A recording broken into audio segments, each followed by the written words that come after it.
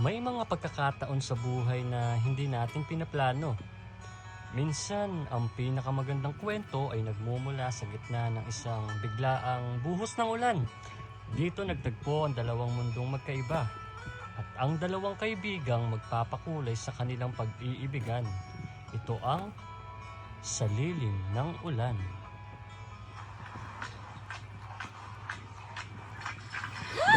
Bilis! Bilis! Alex, Chichi! Dito tayo sa ilalim ng puno.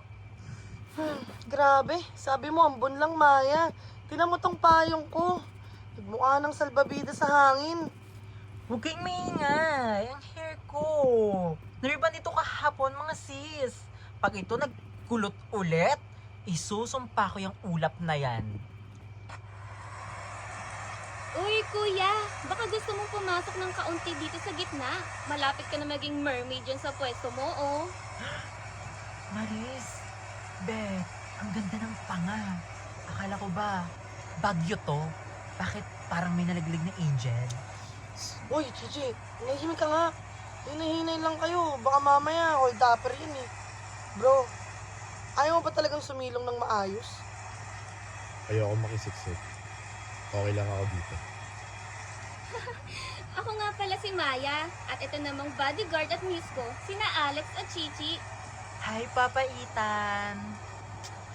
Chichi for short, pero princess na lang for you. Uy, sabayin mo nga yung sarili mo, Chichi. Ethan, sensya ka na sa dalawang to. Wala talagang preno mga dila nito. Nice meeting you, Ethan.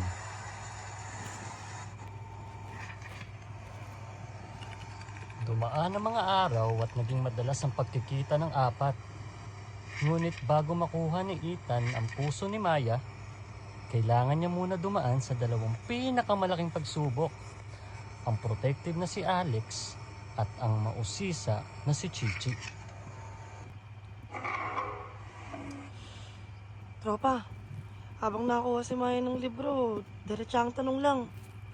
Bakit parang lagi kang nakadikit sa best friend ko lately? Oo nga, Papi.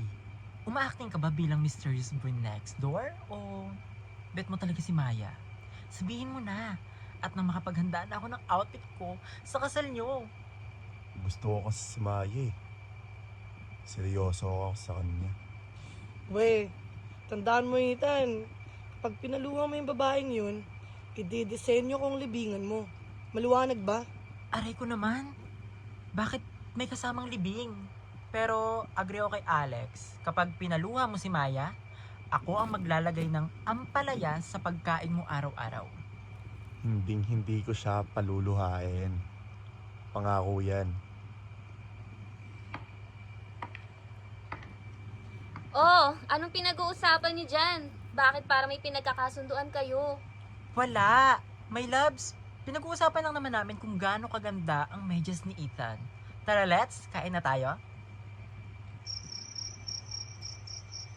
Isang gabi, sa tulong ni na Alex at Chichi na maingat na nag-isip ng dahilan para maiwan ang dalawa, lumakad sina Ethan at Maya sa ilalim ng mga ilaw sa campus. Saan na napunta yung dalawa? Sabi ni Chichi, bibili lang siya ng kwek-kwek, ah. Sinadya nilang iwan tayo.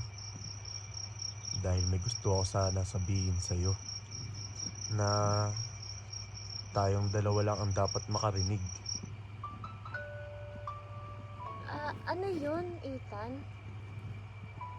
Maya, hindi ako magaling sa salita ah. Mas marunong ako magdisenyo ng gusali kaysa magpahayag ng nararamdaman. Pero nung pumasok ka sa buhay ko, na-realize ko na ayoko nang bumalik sa dati. Dati kong tahimik at malungkot na mundo. Gusto kitang alagaan. Ethan, Pwede bang ako naman ang maging payong mo simula ngayon? oo, Ethan. Matagal na kitang pinapasok sa puso ko. Ayan na! May nagkakatuluyan na, shit! Payak na ako, Alex! Uy, Chichi, tumahimik ka. Mabubuking tayo sa pinagtataguan natin yan eh. Isa nakakakilig eh. Lord, sana ako rin sa susunod na ulan.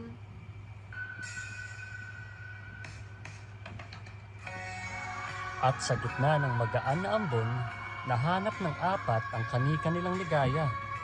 Isang tapat na pag-ibig at mga kaibigang laging nakasandig saan man patungo ang hangin. Ito ang Sa Lilim ng Ulan. Maraming salamat sa pakikinig.